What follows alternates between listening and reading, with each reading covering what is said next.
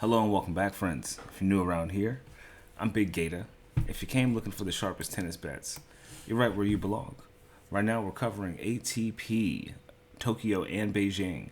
Made it to the quarterfinals, mostly. So get into the comments, let me see what you're playing for this evening/morning.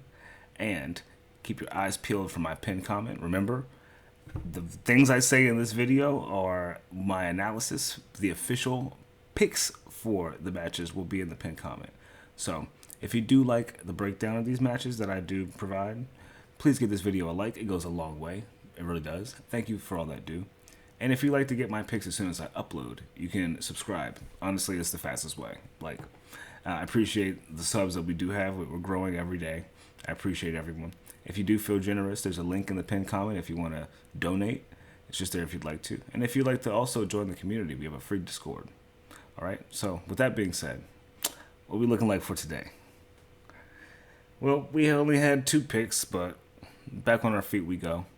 We had Jenson Brooksby on the money line, going against Dartery. Got rid of him in straights, thank you very much. And then we took Alcaraz, under 12.5. Total games won. Got rid of Zizou Bergs in straights, in that style as well. Happy to see some greens, happy to see some slips going back to the way things used to be. Now, I'm feeling a bit more content with how things were going in Beijing and Tokyo, but we'll move on. We only have a little over 10 matches to go through today, maybe just 10 on the dot, but I will not hold you up any longer. As you know, we always start in Tokyo. And funny enough, the first match that we are going to be talking about is going to be Sebastian. Is it? Yeah. It's going to be Sebastian Korda and Taylor Fritz. I actually covered this in the last video, so you can just go back and check out my analysis for that one. But we'll move on. The next match is going to be Jenson Brooksby going against Holger Rune.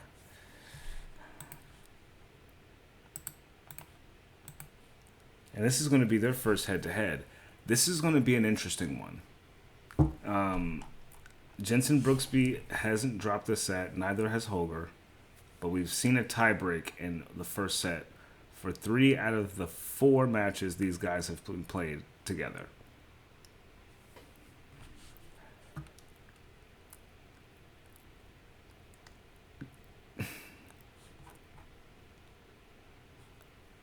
Jenson Brooksby is ranked 86. Holger Rune is ranked 11. We can look at their stats real quick. Brooksby's 8-8 on the hard this season. Holger Rune is 17-8, so 9 more wins. Bit stronger. So, crazy enough, Jenson Brooksby still has a higher win percentage and plays more hard court matches. We know Holger is a clay guy, but he does cut up pretty well on the hard court. So, this is, would it being their first head-to-head? I would like to think that Jenson Brooksby might be able to cover a spread. Maybe even take a set. Maybe even take a set. Maybe even take the match. He's so shifty, man. You can't tell with him. He's so... If anything, he will push Holger Rune over 12.5 games.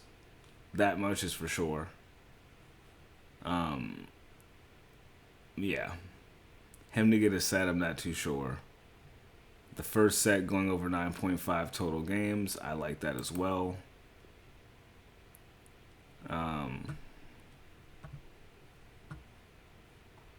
Yeah.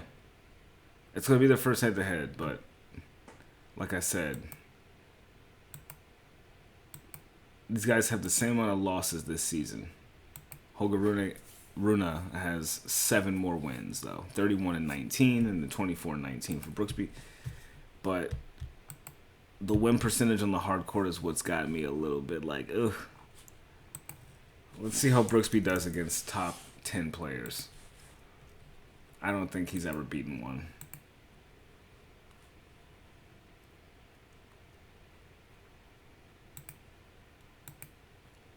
(0-4). but he had to go against Fritz, Draper, and Tommy Paul.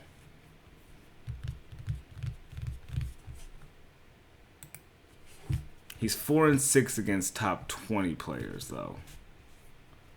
And that's kind of what Holger Rune is at this point, because he's 11th. He's not a top 10 player at this point. He's a top 20. So he was able to beat Felix. He was able to beat Tommy Paul on the clay. He beat Francis Tiafoe. He beat Ugo.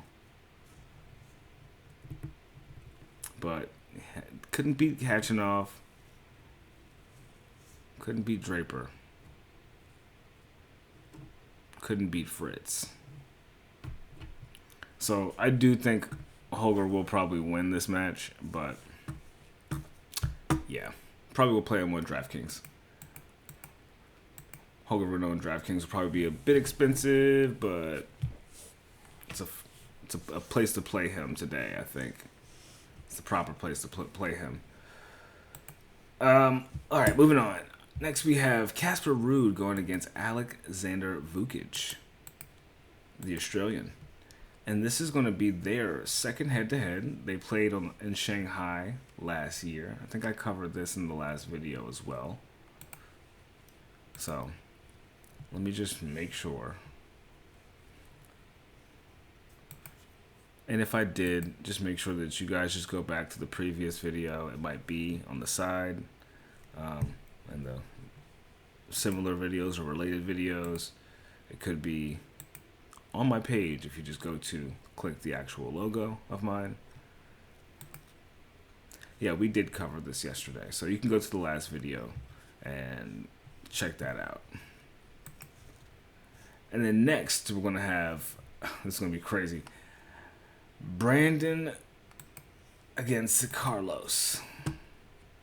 We got Alcaraz going against Nakashima for their third head-to-head.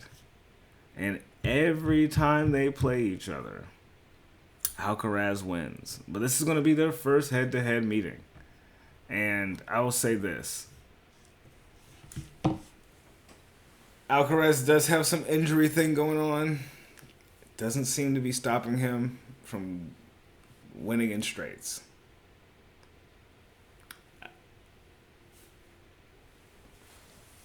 He's been cashing every bet we've been playing on him. So, why would this be any different? He is most likely gonna... Okay, so this is what's crazy. The last time they played was 4 years ago. But a set was nabbed from Alcaraz on the clay. And indoor hard courts, what was this, in the next gen finals? They went to 2 tie breaks in a 3-setter, but Alcaraz won all 3 sets. In that weird format they use in the next gen finals. 4-3, 4-1, 4-3. But I think we all know that means little to nothing at this point in time. Alcaraz is what? Minus 1,600, minus 1,400 to win. Okay. A little bit of a discount there. Him to win in straights is minus 300. I think that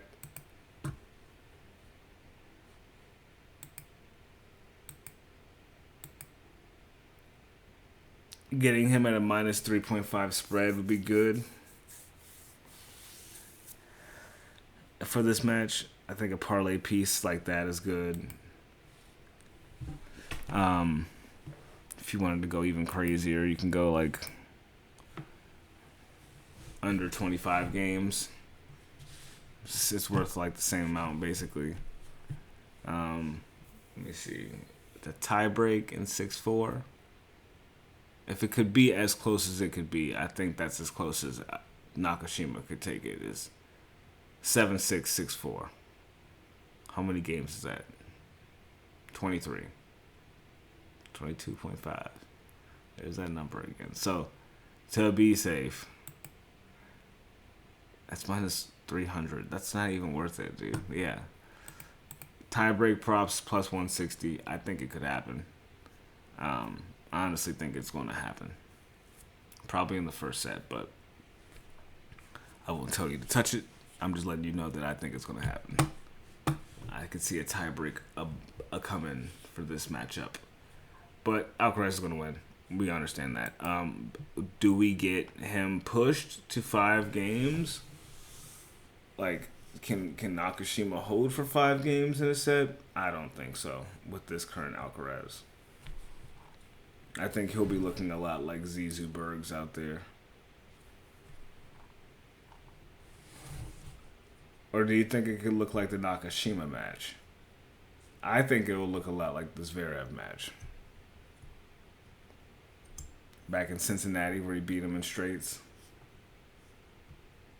Or Ahmad Medvedev, that as well.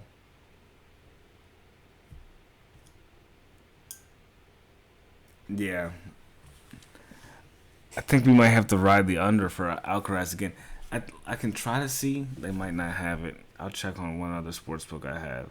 It's probably worth nothing, but him to go under 13.5 total games is probably the safest way you can probably ever play Alcaraz. Besides taking his money line, so let me see if they even have it. I doubt they do. Yeah, they don't have it.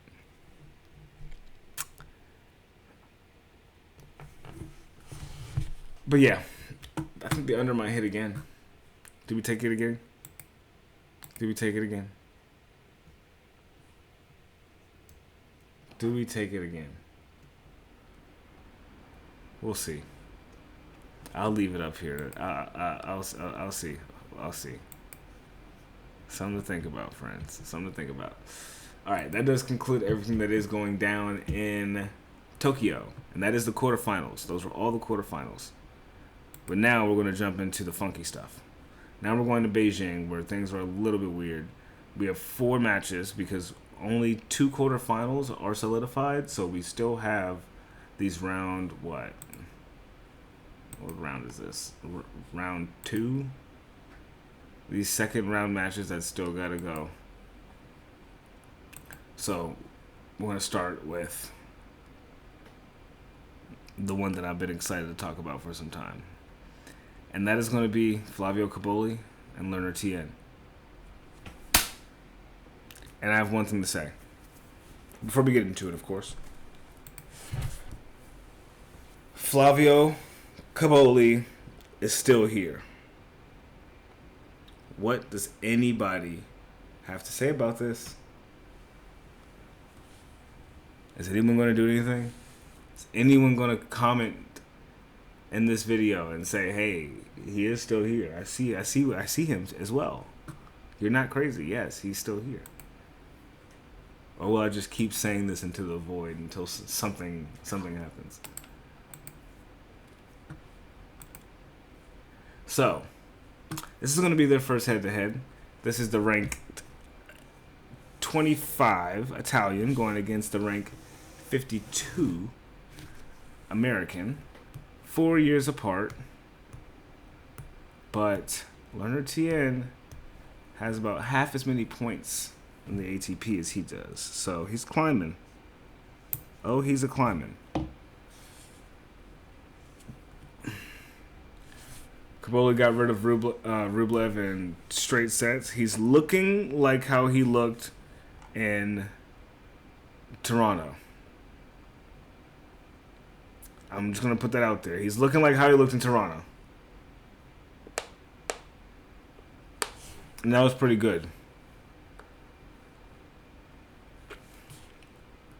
7-3, 7-6, 6-3 going against Rublev with 5 double faults. He had 12 breakpoint chances and had won only 3 of them. Rublev broke him twice out of 9 chances.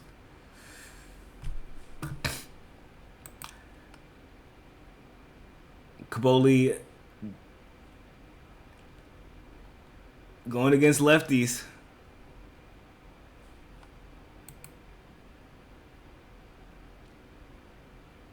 Isn't too hot. So, just looking at it to be for certain, I just know his most recent matches against lefties haven't been that great.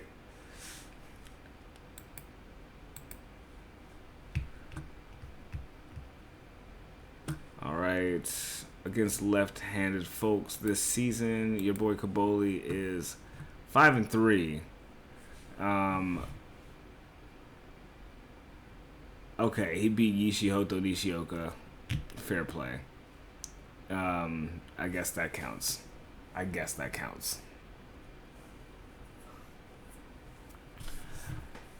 Beat Denis Shapovalov on the grass, but Denis was like playing like trash. So, Andrea Collarini, don't know who that is, lost to. Oh, he beat Ugo. Okay, so he beat Ugo back in the United Cup, which I doubt Ugo gave a shit for real. He was playing hard. It went to a 3-setter, but I don't know about that. Last 3 matches he's had against let me say this carefully. The last 2 matches he's had against top 50, top 150 left-handers, he's lost. Terrence Ottman wasn't a... We now know what he's ranked now, but at the time where he did beat Cobolli in Cincinnati, he was ranked 136. So, just to have Tien here, who does really well against ball strikers, he's somebody that can kind of force a lot of unforced errors from other people. Cobolli is somebody that produces a fair amount of unforced errors. If I could find...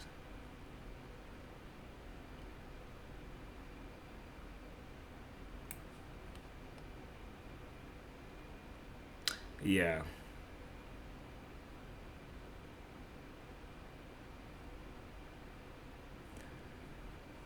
Just looking at, like, the ratio of dominance even against these two guys.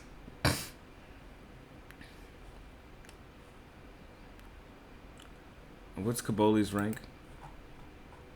He's ranked, what, 25, as I said before? So let's see how Tien does against top 20 players.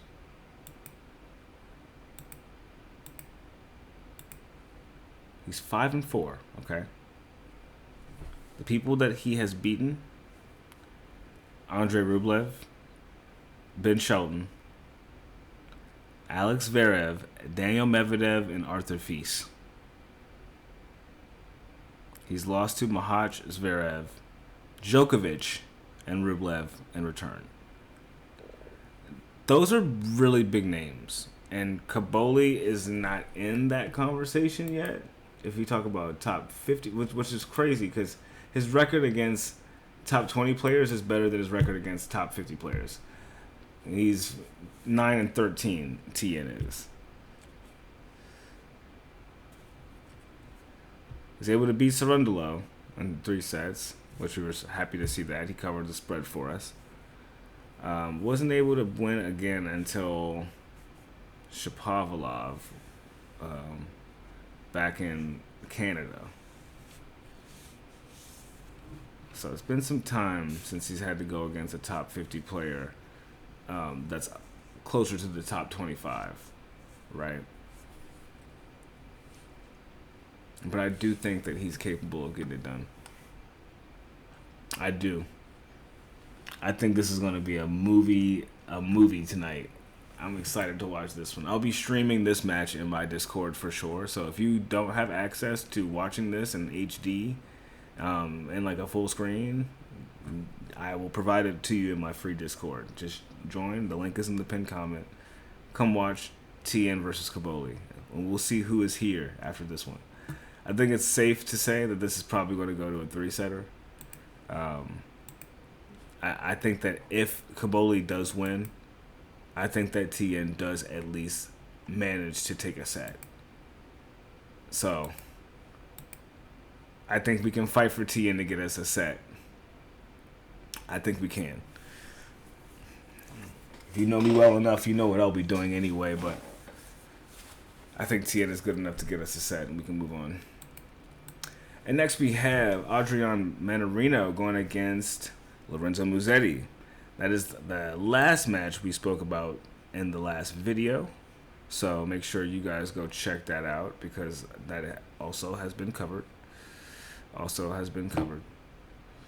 And the next match we have is the one that I stopped getting into last match. This is going to be a great one. We have Daniel Medvedev going against Alejandro Davidovich Fokina. And this is going to be their 6th head-to-head. Can you believe it? Daniel Medvedev beat him 4 times in a row starting it out. In 2021 on the clay, then to Rotterdam on the indoor hard court, beating him in 3 sets as well. Then 2 straight set wins on the hard court in Dubai and Indian Wells in 2023 and 2024. And then to cap it all off in Montreal, Alejandro Davidovich Fokina ended up beating him in a 3-setter. Now, I know we just got our win, got a good green slip, but man, I think Alejandro about to beat our boy right here, Rand. I think it's looking grim. I think we can. He's plus 112. That's so crazy, man. That's so crazy. Him to get a set is minus 235. I'm not mad at that. That's a good price. Medvedev is minus 136 to win. Now that's a good price to have a dog at the other end, but that's a good price to take Medvedev if you ever want to bet on Medvedev, honestly. That's the price he should be at. This is the way it should be. He should be priced at this for the remainder of the year, honestly, for anyone he goes against. Anyone in the top 25, top 30, top 45, like, he should have this price against them. But, yeah. Alejandro for a set, but I do think the smoke should be Alejandro winning. I'll play it on DraftKings for sure. For sure. That will be making the fantasy lineup. But before we get into that, let me just give you the rundown on how they've been playing this season.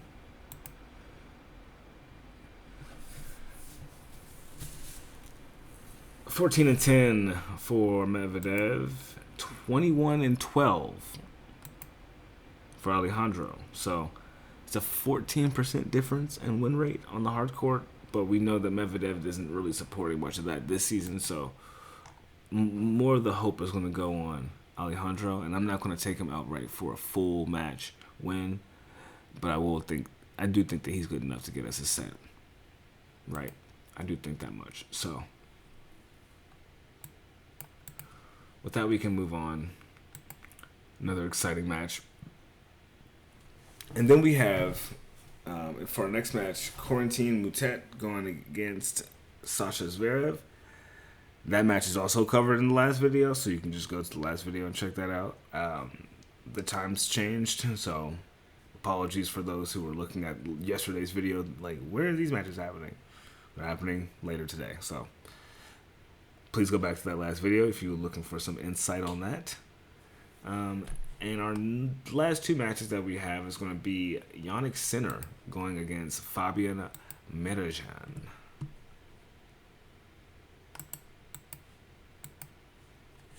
And this is going to be their 3rd head-to-head. They played each other once all the way back in 2018. Very, very, very low level 15K ITF tournament in Egypt on the hard court. Went to a 3-setter even. But then they played each other last year at Halle. And Marozsan took a set off of him on the grass. Not bad. Don't think he'll be doing that this time around, even though he's been playing pretty well. Sinner did drop a set to Atman. I told you, that boy Scary Terry is something serious, boy. I told you that over 6.5 games was going to hit, man. I told you. He was so good for it. He's so good for it. He's good for it every time. He got you 11. So, anyway. with that being said,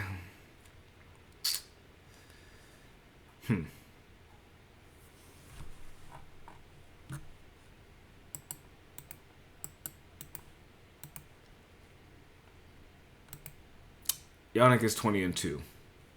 What much more can you say? At 12-10, Marozsan can't really do much. There's about 14% in win rate. It's pretty crazy. It's pretty crazy. Yeah. What do you guys think about this?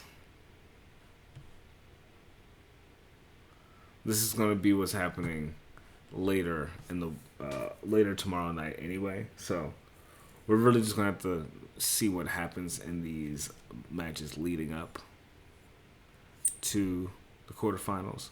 Looks like we're gonna be a bit delayed on it. So I'll probably hold off to give you a full analysis until the next video.